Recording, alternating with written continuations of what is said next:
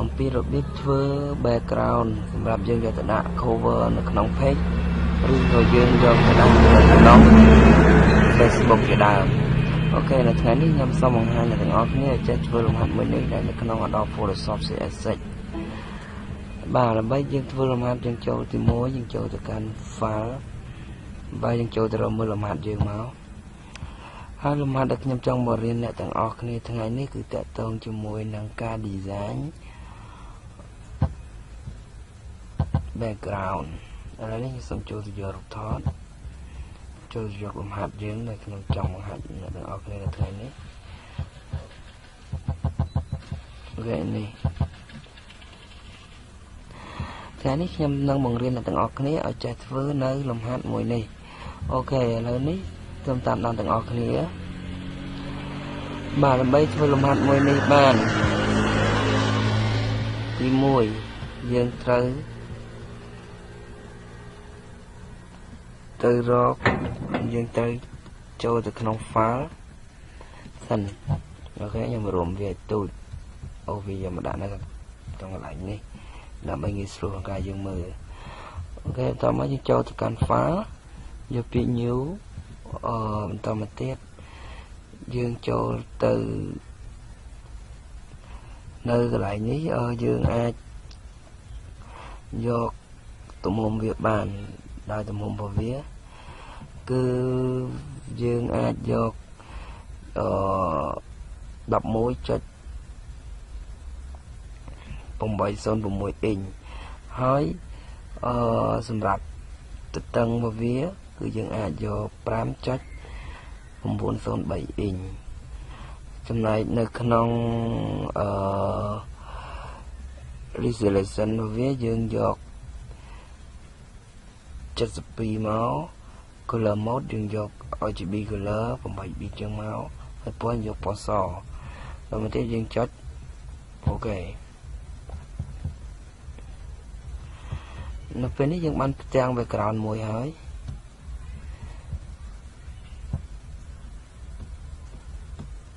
នៅពេលនេះយើងបានផ្ទាំង background មួយហើយអូខេដើម្បីយើងចាក់ពណ៌វាឲ្យវាមានពណ៌ជាពពកពណ៌សលាយជាមួយនឹងពណ៌តែមេឃអូខេពណ៌យើងបើសិនជាយើងដូរពណ៌បើសិនជាពណ៌យើងអានេះវាមានពណ៌ស្រាប់ហើយក៏ប៉ុន្តែយើងចង់ដូរដាក់ពណ៌អីក៏បានដែរគ្រាន់តែចុចលើវាមកឬយើង select មកយកពណ៌ចាស់ឬខ្ចីមកគ្រាន់តែចុចមកហើយយើងចុចអូខេវាមកបន្តមកទៀតចូលទៅយើងអាចចូលទៅកាន់ filter បន្តមកទៀតយកពាក្យrender បន្តមកទៀតយកពាក្យ clock យើងបានរៀងជាផ្ទៃមេឃបែបនេះហើយយើងត្រូវដាក់វាឲ្យមានកន្លាអូខេដើម្បីដាក់វាមានកន្លាចូលទៅកាន់ filter ម្ដងទៀតបន្តមកទៀតយកពាក្យថា stylize បន្តមកទៀតយកពាក្យថា delete ហើយនៅកន្លែងនេះផងដែរបើកាលណាតែយើងចង់ពង្រីកកន្លារបស់វាឲ្យល្អិតឲ្យមានភាពល្អិតហ្នឹងគឺយើងដាក់លេខឲ្យកាន់តែច្រើនទៅគឺកន្លារបស់វានេះកន្លែងនេះគឺវាល្អិតហើយ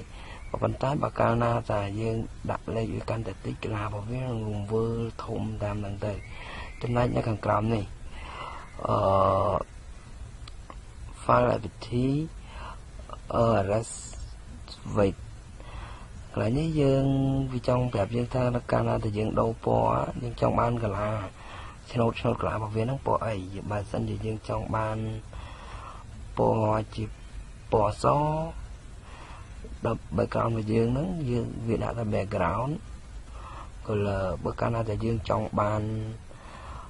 ឆ្នោតរបស់វាហ្នឹងឲ្យវាមានពណ៌ផ្ទៃមេឃនេះយើង select យកកន្លែងនេះគឺវាដាក់ foreground color អញ្ចឹងខ្ញុំយក color វាមានពណ៌សគឺខ្ញុំយក background color អញ្ចឹងចុច OK មកអូខេនៅពេលនេះយើងនឹងបាន color មួយដូចនេះអញ្ចឹងកាលណាតែយើងបាន color ហើយយើងចង់គូររង្វង់នេះអូខេយើងគូររង្វង់ហ្នឹងយើងចុចមកស្ដាំមកហើយបន្ទោះម្ដងទៀតយើងចាប់ទាញនៅកន្លែងរូបម៉ែត្ររបស់វាហ្នឹងខ្ញុំដាក់ចំចំណុចកណ្ដាលនៃផ្ទៃរបស់យើង ទៅមកទៀតពីចំហៀងមកដែរយើងចាប់យកមកដាក់ឲ្យចំនៅ នៅក្នុងផ្ទៃកាឡារបស់យើងដែរតាមមកទៀតចូលទៅកាន់ tool មួយគឺនេះគឺមានឈ្មោះថា elliptical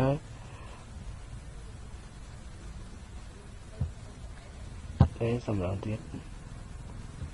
នេះឈ្មោះរបស់វាគឺ elliptical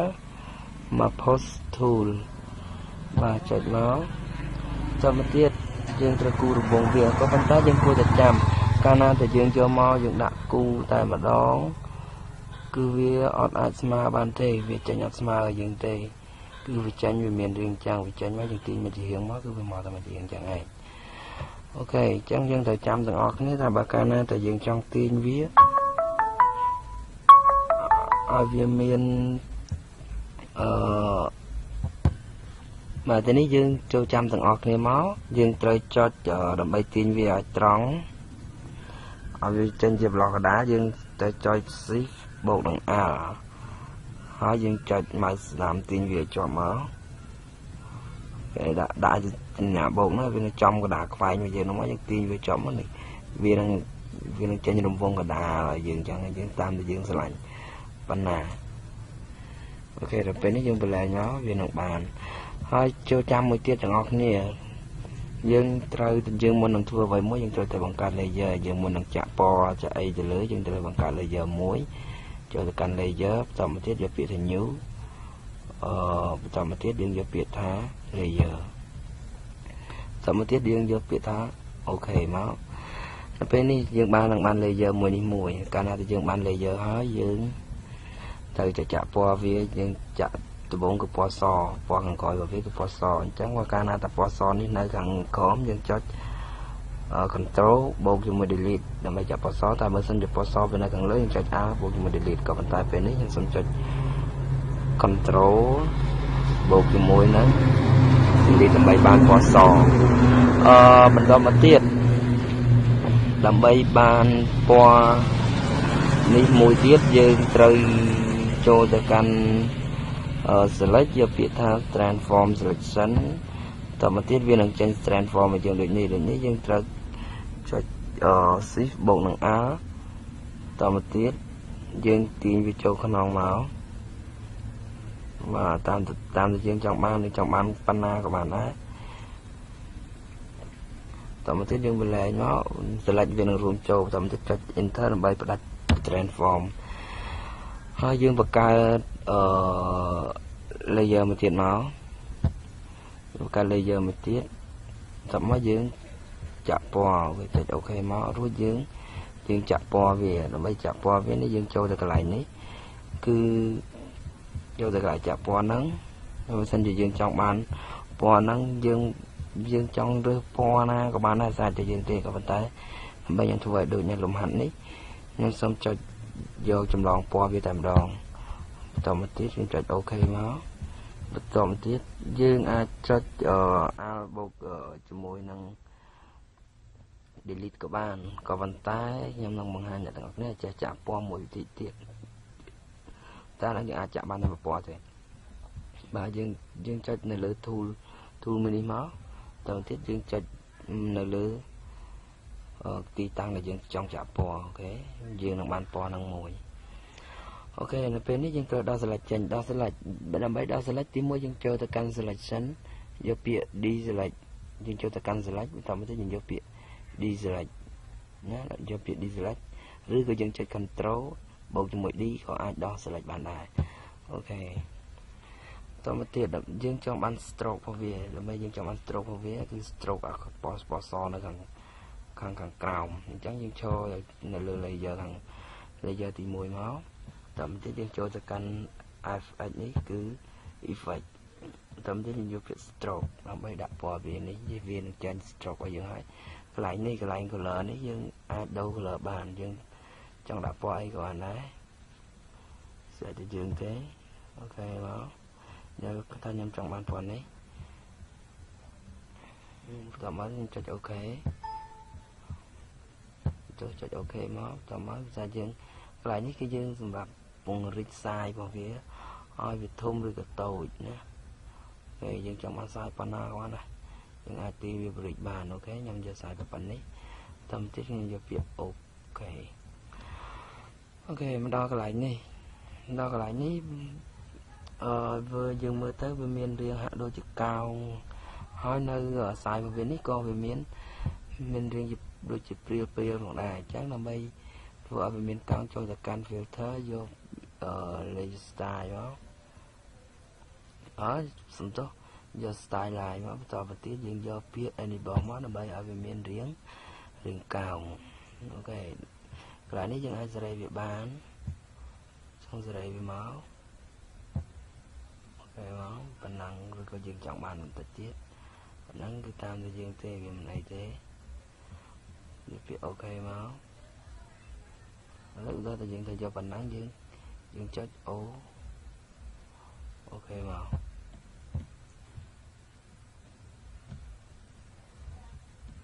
và chết ok máu và nằm bây ở stroke của phía miền sai vì hạ đôi chỉ miền po priêu bây miền po priêu này cái này nhé nhưng trôi từ căn filter đồng tiền nói nhưng trôi từ căn style này mà chậm tí nhiều phía default nó vì miền đường priêu tam thì dừng chọn bán như đây tam đang lại máu cái dừng đây máu nhưng chọn bán priêu và phải dạng mạch cứ miền ở dưới đây tạm lần mình tắt xong cho nồng mò cho xong mới nhưng ok máu viên nông miền riêng bài xài mình to một tiết khi nhóm từ từ cho logo và nhóm mua cho mình ạ cho được do logo cho dụ phá dụ pen máu tìm đến xoay đó logo đây nhóm đặt logo và nhóm tốt cái tụng được lòng này đây hai bạn hỏi ok nó cái lại như phòng đáy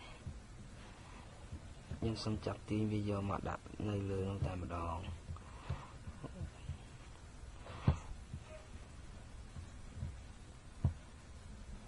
này nó bé nó đây dương mưa tới viên nó càng cao và bàn tay nhưng xong rồi nhưng sẵn như theo cho nó lừa so transform thì máu chọn máu rồi tổng như chọn lừa viết viên nó lôi chụp transform mà dừng cái này nếu như con thì giờ mời vì ta đạm máu nó bay vào ruộng việt tú nhưng con là giờ mời ta đạm và trong trống chọn áo chọn shift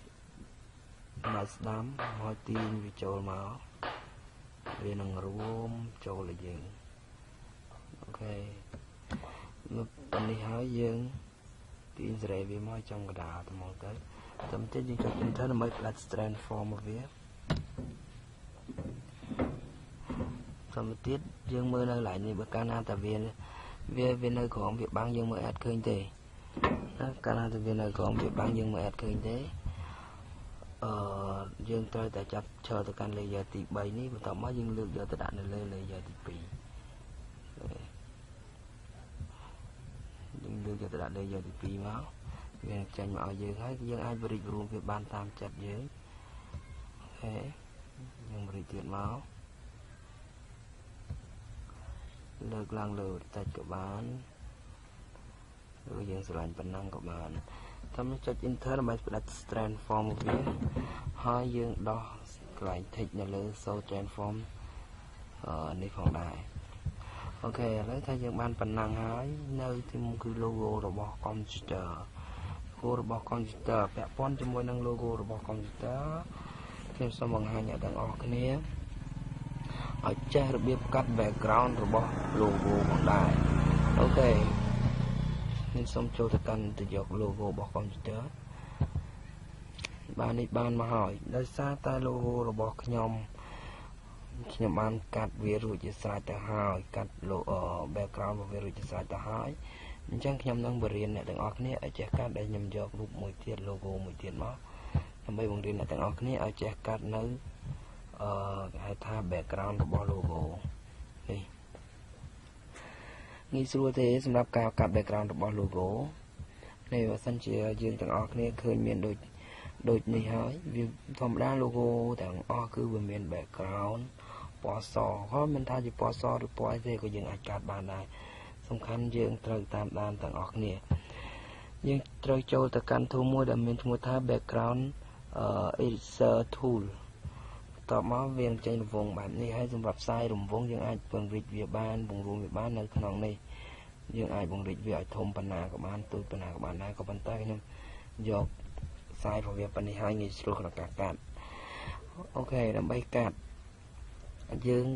ដាក់វាឲ្យចំមកសញ្ញាបូកហ្នឹងកាលណាតែបើកាលណាតែវាចំនៅរូបពណ៌សគឺវាកាត់ពណ៌សកាត់ដាច់តែពណ៌សទេពណ៌អីផ្សេងគឺវាអត់កាត់ទេតែបើកាលណាតែយើងឈរនៅលើពណ៌លឿងគឺវាកាត់ដាច់តែពណ៌លឿងទេពណ៌សវាអត់កាត់ដាច់ទេនេះមកយើងគាត់កាត់ចឹងមកអូខេយើងកាត់តែពណ៌សគឺវាដាច់តែពណ៌សទេបើកាលយើងដាក់សញ្ញាបូកឲ្យចំពណ៌លឿងយើងចុចតែដាច់ពណ៌លឿងដាក់ឲ្យចំពណ៌បៃតងចុចទៅដាច់ពណ៌បៃតងគឺវាដាច់អញ្ចឹងដាក់ចំពណ៌ក្រហមគឺវាដាច់តែពណ៌ក្រហមទេអូខេសង្ឃឹមថាអ្នកទាំងអស់គ្នានឹងចេះកាត់ដោយសារយើងកុំឲ្យចំណាយពេលវេលាយូរអ្នកទាំងអស់គ្នាវាមិនពិបាកទេក្នុងការកាត់ background របស់ logo ណាអញ្ចឹងសង្ឃឹមថាអ្នកទាំងអស់គ្នាប្រកបចេះកាត់ហើយអញ្ចឹងខ្ញុំសូមតទៅមេរៀនយើងទៀតនៅពេលដែលយើងកាត់ background បានដូចនេះហើយនៅយើងត្រូវចាប់ទាញវាយកមកដាក់នៅលើចឹងរូបរបស់យើង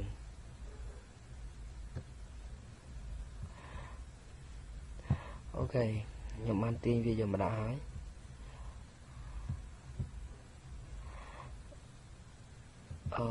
សូមរួមវាទូដើម្បីងាយស្រួលក្នុងការបង្ហាញដល់ទាំងអស់គ្នាពីរបៀបកាត់របៀបលុបកែមខាងអូខេដើម្បីលុបកែមខាងរបស់វាបានយើងទីមកឥឡូវខ្ញុំសូមបង្រៀនអ្នកទាំងអស់គ្នាឲ្យចេះលុបនៅ logo អស់នេះសិនណា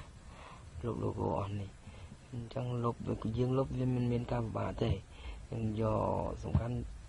យើងទៅចូលនៅលើយក tool មួយនេះវាមានរៀងជ្រុងជាចតុកោណកាយនេះយើងអាចទាញវាបានទាញវាមកអូខេទាញវាមកបានប៉ុណ្ណឹងយើងគ្រាន់តែចុច delete មកគឺវាបាត់តាមមកទៀតយើងត្រូវចាប់ទាញវាយកមកដាក់កាត់កង្កមទៀតណាអូខេអញ្ចឹងយើងត្រូវការកាត់កង្កមទៀតយើងចុច delete ទៀតមកវានឹងបាត់ទៀតអូខេឥឡូវខ្ញុំចុច delete ទៀតវានឹងបាត់ទៀតតាមមកចុច Ctrl D ដើម្បីដោះ select ជារៀងនេះក៏ដូចគ្នាដែរយើងចុចមកយើងទាញវាចឹងមកយើងកាត់តាមប៉ុណ្ណាដែលយើងស្រឡាញ់តោះមកយើងចុច delete ទៅវានឹងបាត់ទៀតហើយយើងទាញវាមកដាក់ខាងនេះម្ដងដើម្បីកាត់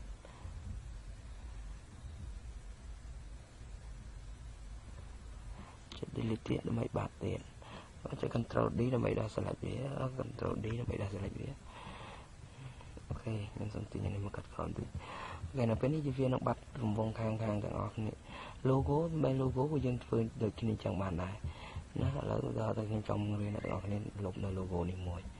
អញ្ចឹងដូចតែគ្នាទេឬក៏យើងអាចប្រើវិធីសាស្ត្រមួយទៀតគឺយើងកាត់នៅក្នុង pen tool ក៏បានដែរកាត់នៅក្នុង pen tool គឺយើងចុចវាមកកាត់ទៅហ្នឹងយើងចុចឡើងហ្នឹងមកយើងមកចុចឡើងនេះមួយទៀតមកចុចឡើងនេះមួយទៀតមកចុចទៀតមកអូខេទៅមកដល់ logo នោះមួយទៀតគឺយើងកាត់តែមួយទេយើងចុចមកចុចពត់ជុំវិញនៅ logo ណាដែលយើងចង់កាត់លុបវាចោលកុំឲ្យវាទៅកាត់លុបចុចលុបចឹងទៀតមកចឹងមកតោះមកចុច Control បូកជាមួយនឹង Enter មកដើម្បីបង្កើត slide រួចយើងចុច delete វានឹងបាត់ហើយខ្ញុំក៏សង្ឃឹមថាអ្នកទាំងអស់គ្នានឹងចេះលុប logo ដែរក៏ប៉ុន្តែខ្ញុំមិនចង់ចំណាយពេលយូរទេដោយសារខ្ញុំនៅមានការងារជាច្រើនទៀតត្រូវធ្វើអញ្ចឹងខ្ញុំសូមបង្ហាញអ្នកទាំងអស់គ្នាដែលសង្ខេបហើយខ្ញុំក៏សង្ឃឹមថាមេរៀនសង្ខេបរបស់ខ្ញុំអ្នកទាំងអស់គ្នានឹងអាចយកទៅប្រើបានដែរឥឡូវយើងចុចទាញវាមក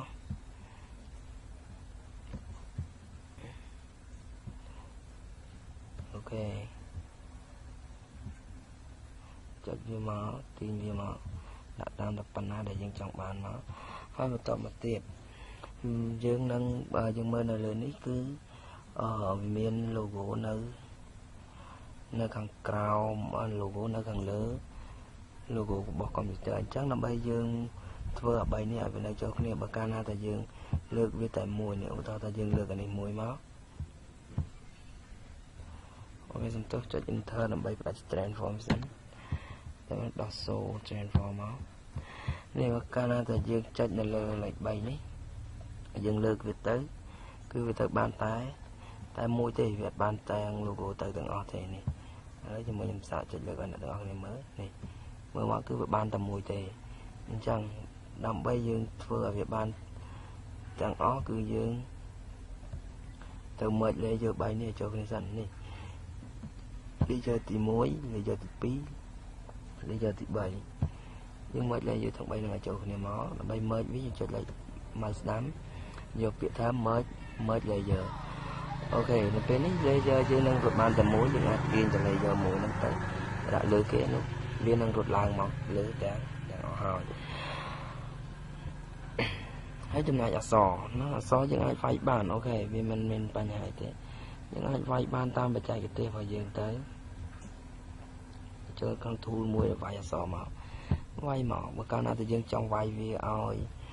វាមានឈរម្ជួរចឹងក៏ជួសមួយជុលមួយកុំព្យូទ័រមួយចឹងយើងវាយអក្សរមកហើយយើងចុច enter តាមទៅកម្រិតដែលយើងទាំងអស់គ្នាចង់បានចុច enter ទៀតមកចោះរហូតហើយសម្រាប់ពណ៌ Ctrl A មកដល់ពណ៌នេះយើងអាចដូរនៅកន្លែងនេះបាន Ctrl A ដើម្បី select អស់មកយើងដូរពណ៌វាបានចុច OK មកវានឹងបានពណ៌ហើយសម្រាប់យើងចង់ឲ្យវាមានរាងផតរាងកោងអីនេះយើងចុចចូលទៅខាង effect នេះដើម្បីយកពាក្យថាenable មកវានឹងមានរាងផតរាងកោងឲ្យយើងអូខេនៅពេលនេះខ្ញុំសង្ឃឹមថាអ្នកទាំងអស់គ្នាក៏អាចធ្វើបាននៅលំហាត់នេះផងដែរអញ្ចឹងខ្ញុំសូមសង្ខេបតែប៉ុណ្ណាពួកអីខ្ញុំក៏សង្ឃឹមថាអ្នកទាំងអស់គ្នាក៏អាចចេះវាយអក្សរដែរនៅការខ្ញុំនៅមានការងារជាច្រើនទៀតសម្រាប់ទៅ